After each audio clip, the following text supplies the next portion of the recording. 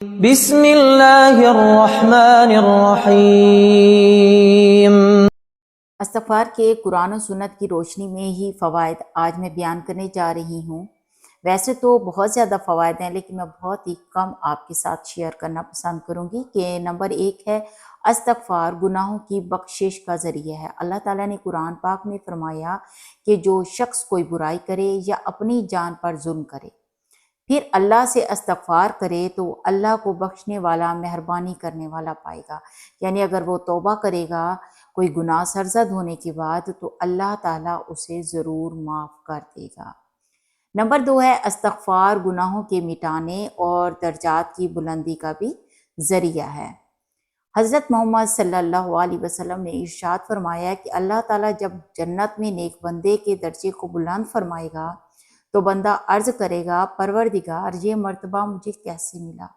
اللہ تعالیٰ فرمائے گا کہ تیرے لیے تیرے بچوں کے استغفار کے سبب، کہ تیری اولاد تیرے لیے توبہ استغفار کرتی تھی تو میں نے آج یہ بخش دیا۔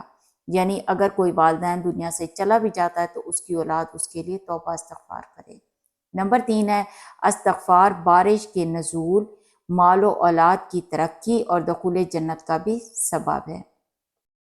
ارشاد باری تعالیٰ ہے کہ اللہ تعالیٰ نے سورہ نوح میں فرمایا کہ تم اپنے قوم سے کہو کہ اپنے رب سے اپنے گناہ بخشواؤ، اور اللہ تعالیٰ جو ہے وہ بڑا بخشنے والا ہے، وہ تم پر آسمان سے خوب بارش بھی برسائے گا اور تمہیں خوب مال اور اولاد میں بھی ترقی دے گا، اور تمہیں باغات بھی دے گا، اور تمہارے لیے جو ہے وہ نہریں بھی نکال دے گا۔ نمبر 4 ہے استغفار ہر طرح کی طاقت و قوت کی زیادتی کا ذریعہ ہے۔ ارشاد باری تعالیٰ ہے کہ اے میری قوم کے لوگو، تم اپنے پالنے والے سے اپنی تقصیروں کی معافی طلب کرو اور اس کی جناب میں توبہ کرو تاکہ وہ برسنے والے بادل تم پر بھیجے اور تمہاری طاقت پر اور طاقت و قوت بڑھا دے، اور جو تم جرم کرتے ہو وہ روگردانی اس سے نہ کرو۔ نمبر 5 ہے استغفار سمان زندگی کا بھی سبب ہے۔ کہ ارشاد باری تعالیٰ ہے اور یہ کہ تم لوگ اپنے گناہ اپنے رب سے معاف کراؤ، پھر اس کی طرف متوجہ رہو، وہ تم کو وقت مقرر تک اچھا سامان زندگی دے گا اور ہر زیادہ عمل کرنے والے کو زیادہ ثواب دے گا۔ یعنی توبہ استغفار کرو۔ نمبر 6 ہے استغفار بندے کے دنیاوی اور آخروی عذاب سے بچاؤ کا بھی ذریعہ ہے۔ ارشاد باری تعالیٰ ہے اور اللہ تعالیٰ ایسا نہ کرے گا کہ ان میں آپ کے ہوتے ہوئے ان کو عذاب دے، اور اللہ ان کو عذاب نہ دے گا کہ اس حالت میں کہ وہ استغفار بھی کرتے ہوں۔ یعنی جو لوگ توبہ استغفار کرتے ہیں اللہ تعالیٰ ان کو عذاب نہیں دے گا، ان کو بخش دے گا۔ اگر تم لوگ ان لوگوں میں شامل بھی ہوگے جو گناہ کرتے ہیں تو اللہ تعالیٰ ان پر بھی عذاب نازل نہیں کرے گا۔ نبی کریم صلی اللہ علیہ وسلم نے ارشاد فرمایا کہ بندہ عذاب الہی سے محفوظ رہتا ہے جب تک وہ استغفار کرتا رہتا ہے، یعنی اس پہ کوئی عذاب نہیں آتا۔